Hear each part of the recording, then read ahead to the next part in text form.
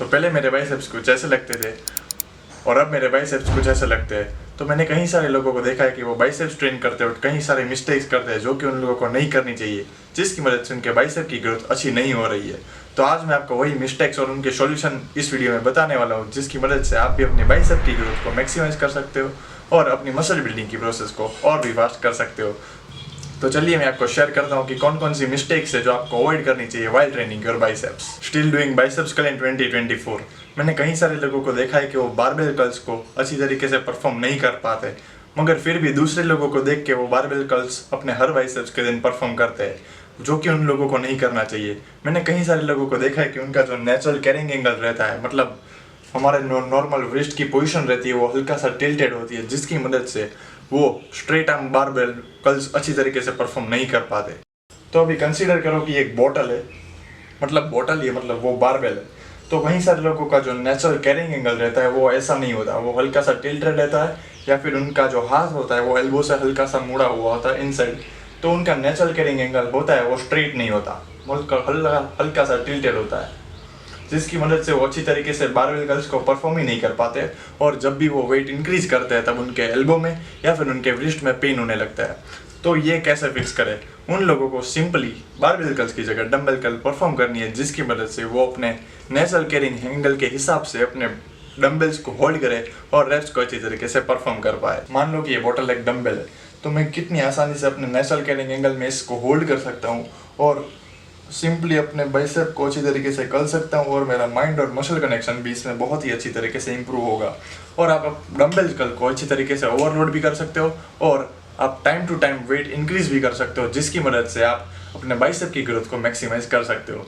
तो मैं प्रीफर करता हूँ कि जिन लोगों को बारबेल कर्ल अच्छी तरीके से परफॉर्म नहीं कर पाते, उन लोगों को डंबल कर्ल परफॉर्म करके अपने बाइसेप्स को ट्रेन करना चाहिए। Performing too much exercise for your bicep. Bicep एक बहुत ही छोटा मसल है, जिसको आप अच्छी इंटेंसिटी के साथ ट्रेन करो तो उसमें काफ़ी अच्छा ग्रोथ देखने को मिल सकता है। मगर ज़्यादातर लोग क्या करते हैं कि वो बाइसेप्स के लिए 5 से 6 एक्सरसाइज परफॉर्म करते हैं। वो हर एक्सरसाइज लगाते हैं जो बाइसेप को अच्छी तरीके से टारगेट करती है, मगर इतनी सारी एक्सरसाइज की ज़रूरत ही नहीं है, क्योंकि बाइसेप एक छोटा मसल है। तो उनको जब भी आप अच्छी इंटेंसिटी के साथ ट्रेन करते हो तो वो अच्छी तरीके से ट्रेन हो ही जाता है। मैं ये कहता हूँ कि बाइसेप्स के लिए सिर्फ 2 से 3 एक्सरसाइज इनफ है अपने मसल को अच्छी तरीके से टारगेट करने के लिए। तो आदित्य, कौन कौन सी एक्सरसाइज हमें परफॉर्म करनी चाहिए? तो मैं आपको बताता हूँ कि आपको सिर्फ 2 से 3 एक्सरसाइज परफॉर्म करनी चाहिए। पहली, अल्टरनेट डंबल कर्ल, जिसकी मदद से आप अच्छी तरीके से अपने ओवरऑल बाइसेप को टारगेट कर सकते हो।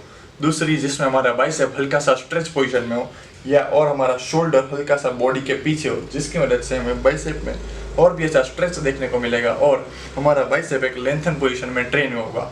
इसमें हम बेसिकली हमारे लॉन्ग हेड को अच्छी तरीके से एम्फसाइज कर सकते हैं और अपने बाइसेप को एक स्ट्रेच पोजीशन में अच्छे से ट्रेन कर पाते हैं। और तीसरी जो हमारी एक्सरसाइज रहेगी वो रहेगी हमारा जब आर्म हमारे बॉडी के फ्रंट में रहेगा, तो प्रीचर कर्ल हम अच्छी तरीके से परफॉर्म कर सकते हैं। ये हमारे शॉर्ट हेड को अच्छी तरीके से टारगेट करेगी और ये हमारी एक बहुत ही अच्छी एक्सरसाइज है जब हमारे बाइसेप के शॉर्ट हेड को ट्रेन करना होता है। Not controlling the eccentric part, मतलब आदित्य इसेंट्रिक पार्ट क्या होता है? तो जब भी हम कोई मूवमेंट परफॉर्म करते हैं बाइसेप्स के लिए, तब हम जब ऊपर करते हैं ये कॉन्सेंट्रिक पोजीशन होती है, और जब हम हमारे आर्म्स को नीचे लेके जाते हैं, इस वाले पार्ट को हम इसेंट्रिक मोशन बोलते हैं। तो कई सारे लोग क्या करते हैं, वो इस तरीके से एक्सरसाइज को परफॉर्म करते हैं। तो हमें इस तरीके से एक्सरसाइज को परफॉर्म नहीं करना चाहिए, बल्कि हमें अच्छी तरीके से वेट को कंट्रोल करना चाहिए। अब मान लो वापस से ये कि डंबल है, तो जब भी मैं इसे कर्ल करता हूँ तो ऊपर ले आके मुझे 2 से 3 अच्छी सेकंड का होल्ड करना है, जिसकी मदद से मेरा बाइसेप अच्छी तरीके से कॉन्ट्रैक्ट होगा और 2 से 3 सेकंड लगने चाहिए मुझे इसे नीचे पहुंचाने के लिए। ये एक परफेक्ट रैप कंसीडर होता है। तो मैंने कई सारे लोगों को देखा है कि वो बहुत ही हड़ाबड़ी में इस एक्सरसाइज को परफॉर्म करते हैं, जिसकी वजह से वो अपने बाइसेप को अच्छी तरीके से ट्रेन नहीं कर पाते और इनफ स्टिमुलस नहीं प्रोवाइड कर पाते, जिसकी मदद से उनका बाइसेप की साइज बहुत ही छोटी रह जाती है। तो उन लोगों को ये चीज़ करनी है कि जब भी वो रैप को परफॉर्म करे, उससे उनको ऊपर 2 से 3 सेकंड का होल्ड करना है, और जब भी इसेंट्रिक पार्ट आ जाए तो बिल्कुल इस मूवमेंट को स्लो परफॉर्म करना है, जिसकी मदद से वो अपने बाइसेप को अच्छी तरीके से स्टिमुलस प्रोवाइड कर सकते हैं और अपनी बाइसेप की ग्रोथ को मैक्सिमाइज कर सकते हैं। Not giving enough stimulus to the muscle. For example, आपके आर्म्स वीक है इसीलिए तो इस वीडियो को सिलेक्ट किया है। तो अगर आपके आर्म्स वीक है तो हमें सिंपली उनको वीक में 2 बार ट्रेन करना चाहिए, जिसकी मदद से हम हमारे ओवरऑल आर्म्स की इंटेंसिटी को बढ़ा सकते हैं और अपने आर्म्स को इनफ स्टिमुलस प्रोवाइड कर सकते हैं, जिसकी मदद से हम हमारे आर्म्स को अच्छी तरीके से डेवलप कर पाए और अपनी आर्म्स की साइज को बहुत ही जल्द बढ़ा सके। तो आ लीजिए हम हमारे बाइसेप्स के दिन को 2 पार्ट में कैसे डिवाइड कर सके। तो मैं आपको बताता हूँ। जैसा कि मैं करता हूँ, मैं ट्यूसडे और सैटरडे को आर्म्स ट्रेन करता हूँ। तो जब भी मैं ट्यूसडे को आर्म्स ट्रेन करता हूँ तब मैं मेरे शॉर्ट हेड को अच्छी तरीके से टारगेट करता हूँ और दूसरी एक्सरसाइज जो मेरी रहती है वो हमारे ओवरऑल बाइसेप्स को टारगेट कर सकती है। तो फॉर एग्जांपल आज ट्यूसडे है और आज मैं ट्रेन करूँगा मेरे बाइसेप्स। तो बाइसेप्स के लिए मैं परफॉर्म करूँगा प्री सर्कल, जिसकी मदद से मैं मेरे शॉर्ट हेड को अच्छी तरीके से टारगेट कर पाऊँ। और दूसरी जो मेरी एक्सरसाइज रहेगी वो रहेगी सिंपल डंबल कर्ल, जिसकी मदद से मैं मेरे ओवरऑल बाइसेप्स को अच्छी तरीके से टारगेट कर सकूँ। जब भी मेरा नेक्स्ट आर्म डे होगा तब मैं मेरे बाइसेप्स के लॉन्ग हेड को अच्छी तरीके से टारगेट करूंगा। तो दूसरी जो मेरी एक्सरसाइज रहेगी वो रहेगी डंबल कर्ल, जिसकी मदद से मैं मेरे ओवरऑल बाइसेप को अच्छी तरीके से टारगेट कर सकता हूँ। तो सैटरडे को आर्म्स ट्रेन करते वक्त मैं लॉन्ग हेड की एक्सरसाइज परफॉर्म करता हूँ और ट्यूसडे को मैं मेरे बाइसेप्स के शॉर्ट हेड को अच्छी तरीके से टारगेट कर सकता हूँ। आप भी ये चीज़ जरूर कर सकते हो, जिसकी मदद से आप भी आर्म्स काफ़ी अच्छे ग्रो हो सकते हैं। और अगली जो मिस्टेक मैंने देखी है मोस्ट कॉमनली और मेरे साथ भी हुई है वो रही है व्रिस्ट इंजरी। मुझे यहाँ पर हल्की सी इंजरी हो गई थी। मतलब मैंने बारबेल कर्ल्स में ओवरलोड वेट उठाया था और 2 से 3 रैप के लिए मैं गया था। मतलब कुछ मेजर प्रॉब्लम नहीं हुआ था, मतलब फोर आर्म 2 से 3 वीक्स अच्छी तरीके से दर्द करता।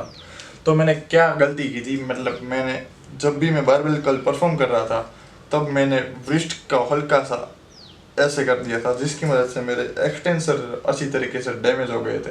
और कई सारे लोग तो ऐसे भी करते हैं जिसकी मदद से उनके फ्लेक्सर्स भी डैमेज होने के चांसेस बढ़ जाते हैं।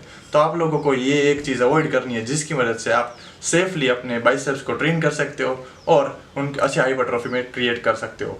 तो आप लोगों को ये गलती अवॉइड करनी चाहिए, जिसकी मदद से आप वर्कआउट को सेफली परफॉर्म कर सकते हो और अपने बाइसेप्स में अच्छी हाइपरट्रॉफी क्रिएट करके अपनी मसल बिल्डिंग की प्रोसेस को और भी फास्ट कर सकते हो।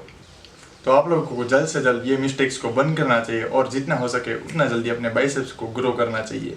तो आज के वीडियो के लिए इतना ही। नीचे लाइक बटन पर दबा दो और सब्सक्राइब बटन दबाना मत भूलना, क्योंकि मैं नहीं चाहता मेरे एक भी वीडियोस को स्किप करो। और कमेंट सेक्शन में बता दो कि आप कौन कौन से और भी मसल ग्रुप के वीडियोस देखना चाहते हो।